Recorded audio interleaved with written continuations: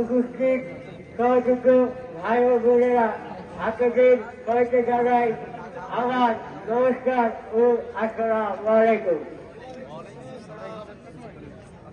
আপনারা দেখেছেন শুধু ক্ষমতায় থাকার জন্য শেখ হাসিনা ওই আওয়ামী লীগ নামে প্রচন্ড গিয়ে আমাদের নিরীহ ছাত্র জনতা এবং নিরীহ জনতার উপর কিভাবে এই জুলাই থেকে গুলি করে যুদ্ধ শুরু করেন। এমনকি 5ই আগস্ট যাত্রাবাড়ি খালের সামনে খুব কাছ থেকে এই আওয়ামী লীগের গোসরের নাগরিক পুলিশরা আমার মুখে খুব কাছ থেকে গুলি করে আমার মুখে ছিন্ন ছিন্ন করে দেয়। এমনকি সেখানে আমার এমন অবস্থা হয় আমার ভাষারই কথা ছিল না।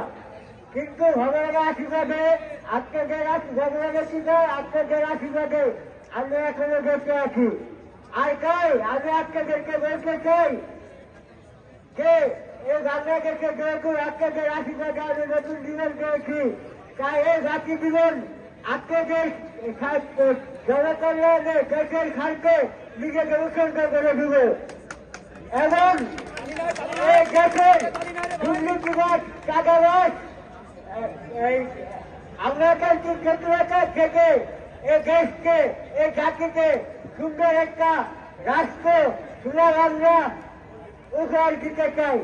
আর এর জন্য যদি আমাদেরকে আবারও যুদ্ধ করতে হয়, জীবন দিতে হয়, দিতে প্রস্তুত আছি। জিন্দাবাদ। আপনারা যারা ভালো থাকেন, সুন্দর থাকুন।